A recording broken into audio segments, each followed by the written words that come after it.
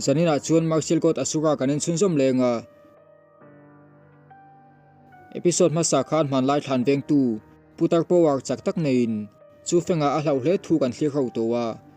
chu Feng-a te chu thana chuan an lut zui ngal bok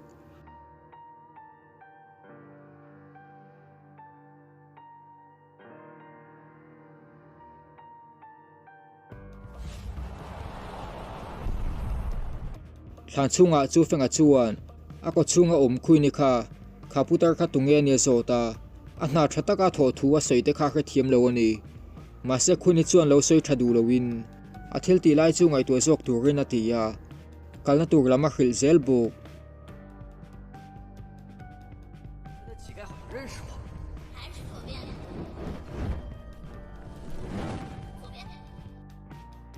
thlan chunga treasure tam tak omna hmun chon va thlenga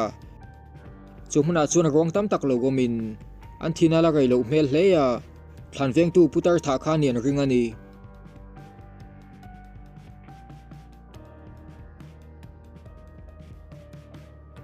khuni chuan thlan chunga kongkhar pakhat atang chuan aura dang dai tak a fil thei thu soya ma sen bo zui hmain mithi toimo anti te chuan ron thole veka an ho tu pa chu zawh zi una ni in chumi te chu khinglong seka khor zirlai an lo ni ya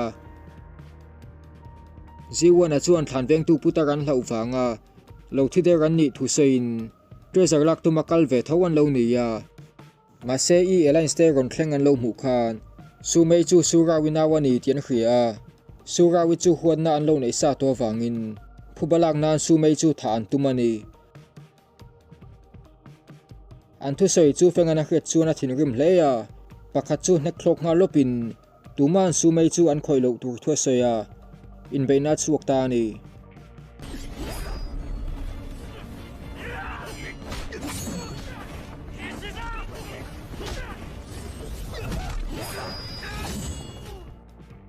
mi pathumin beiron ma se chu Feng-a chuan khoi fu thei chuang lowa a three divine thunder technique mangkhan Luyuan-a cultivation chu ati chiat sak zui bok chu Feng-a lo chak zian hriat chuan Luyuan-a naute ho chuan hlau thong hleya an hu tu pa chu kai koin chu hmuna tang chuan an chuak ta ni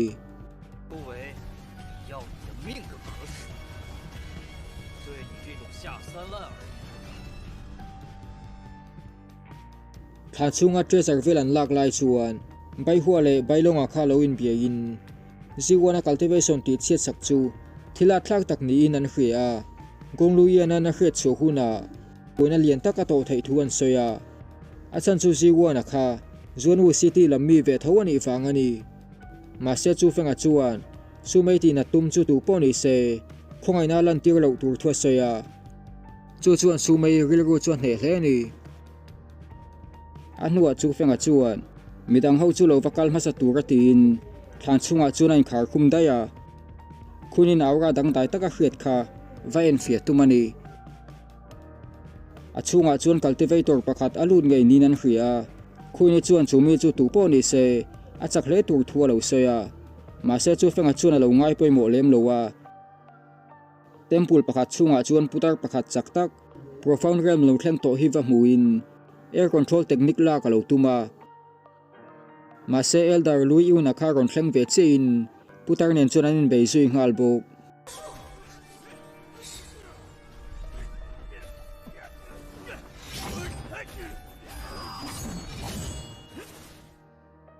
air control technique in chuan in sual boi lai chuan khuni khan chu Feng-a chu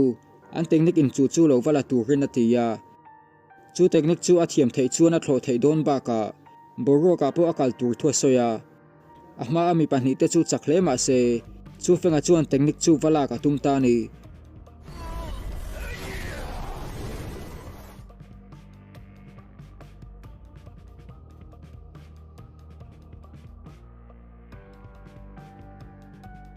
master pahni te an high level spiritual power manga anin beilai chu Feng-a na lo mu chuan chu putar chuan profound realm kai to te kha theya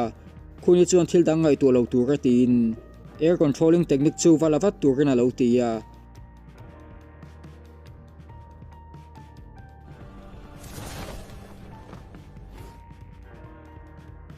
chu Feng-a thil ti ruk dan chuan putar chu tilung oi lo hleya elder Luyuan-a chuan chu naupang chu ngai nep mai lo tur ka lo ti in a cultivation chu hniam hle ma se mina zongin an nei theilo mental power chakta ka nei thua soya air control technique chu a master thei chuan chu putar le an sekta chuan chu naupang chu an hne to lo tur thua seibo chu Feng-a chuan hun khoral loin air controlling technique thiam tum chu nain cultivate ngala a hnu deuh loka ni ko khelona omzui bo elder Luyuan-a chuan chu Feng-an air controlling technique chu a master thei chuan chu technique nei tur thlan chuan ni ti na ni thua soya mase master thei lo chuan a mental power in a chet pha don thunga ti chuan a taksa tang air controlling technique chu ron thlok chuak le in master thei tur midang a hak le don ani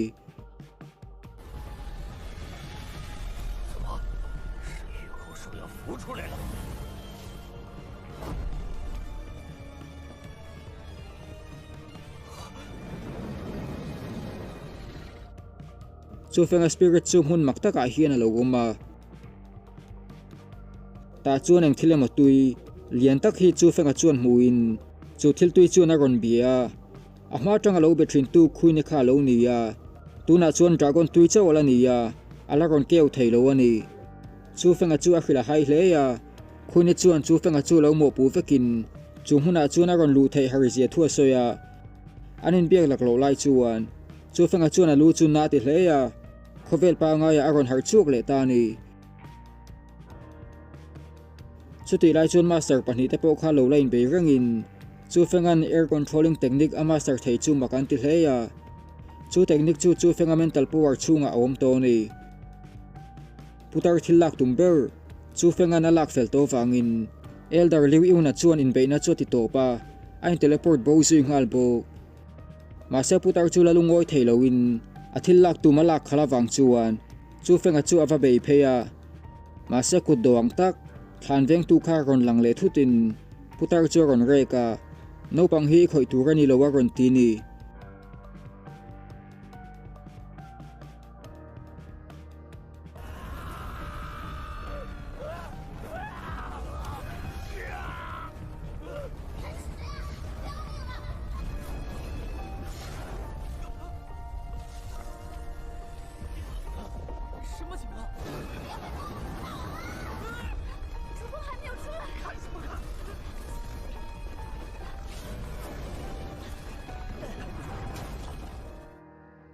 man lai thlan hluya chima wang chuan chu mei chu agil ron a hleya chu Feng-a kha thingei tura angai wang ani ma se be se lo tak main chu Feng-a chu him takin a lo tlan chuak ve theya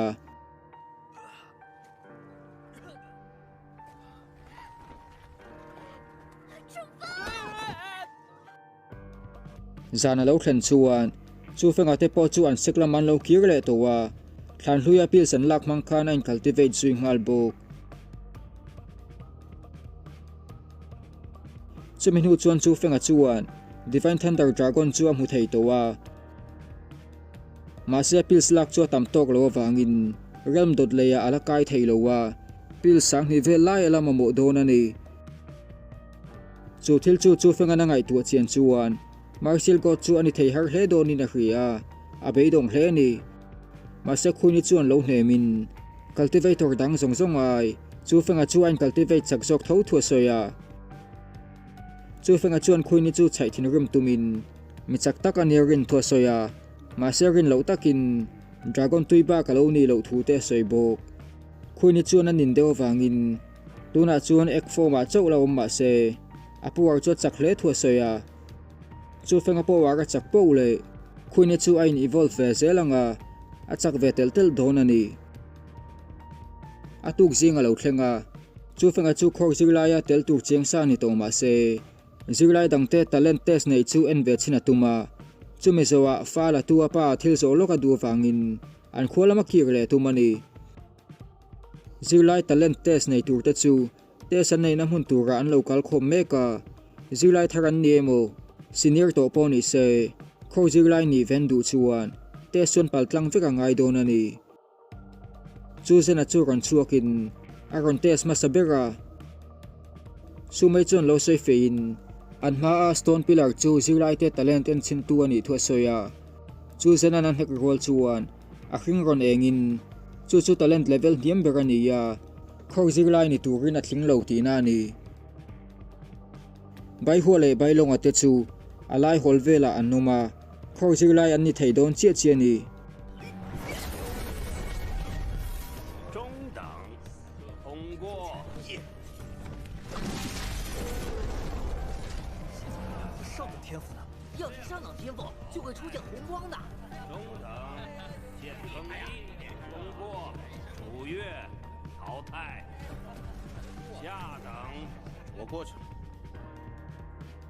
su mei chuan level palia om thu soin chung te chu green yellow orange le red an ni thu soya khinglong seka om to wa chuan mi pahnih chawin a sangber a sen chon la ti eng pha a tieng ma sa jok tu chu a u su rawian ni thu le pakha jok chu Gong Luyuan-a tuna khor zirlai ni me khi ani thu soya ni a talent te suna lo thleng ve ya su mei chuan orange chu ti eng thein red noi che om mani ya achak thokhat hle ti hriat the ani eldarin test chu ti to patum lain chu Feng-a chuan talent test ve du thua soya eldar chuan in ti signan siama khan pakhatna ni to wangin chu Feng-a chu khor zirlai ani theisa thu lo soi ma se chu Feng-a chuan test chu nei chin hrim du thua soya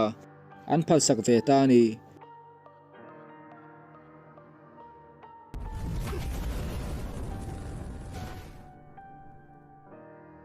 mase maktak main chu Feng-a na khoi chuan engma ron eng ve lowa midang chuan an lo nui zat hle buk mase elder Luyuan-a le an clan leader chuan chunglama tanga lo en ve in pillar chipa purple color ron eng chuan hmuwa khinglong sek om tika tangin tuman chu tingang level chu an la ti eng theilowa chu Feng-a chu adang lampik ti kha thiam ngalin an sek chau po ni lo an continent puma po mi chak ber ala ni mai thei ti na ni zirlai te pon laman chua khom nu chuan chu Feng-a eng color ma an hek chua theilo chungchang chu lo sein khor zirlai ani ve tur chu phu lo an ti hleya ma se su mei chuan lo hnemin stone pillar ra khan chiang lo awma wangin a talent am hu ve theilo an rin thua soya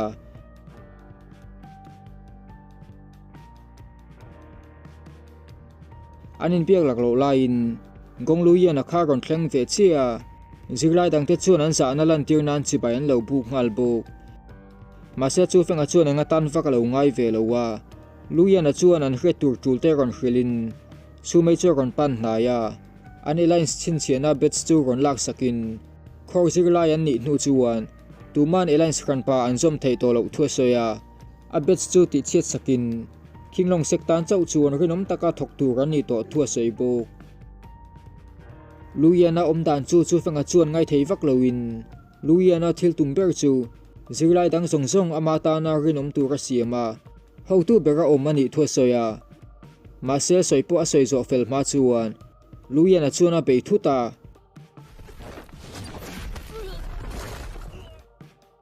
su mei chuan borok lo ti dai tumin Luyuan-a chungai da malo dila elai san som to lo tur thua soi buk ma se Luyuan-a chuan lo ngai poimo du lowin chu Feng-a chuan zana nei mi lowa ani anga ron ti buai ngam hrim awang khan zirtirna pek hlaka tuma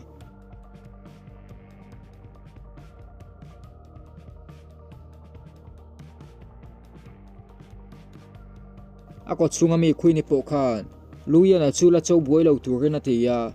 hnena chansa nei lo thua sei buk ma se chu Feng-a chuan chu thila ti chan chu Luyuan-a chu a hnerin wang ni loin ami zia chapo tak chu ado thei to lo wanga ni thua soya Luyuan-a chuan ron be chun som le ngalin khuini chuan chu Feng-a ven himnan ataksa dragon seal chu lo tinunga ti chuan Luyuan-a be na chu adang thei don ani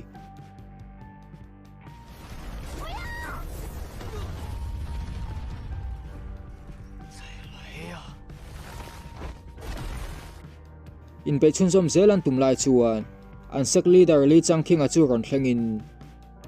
episode 3 chu top ta ni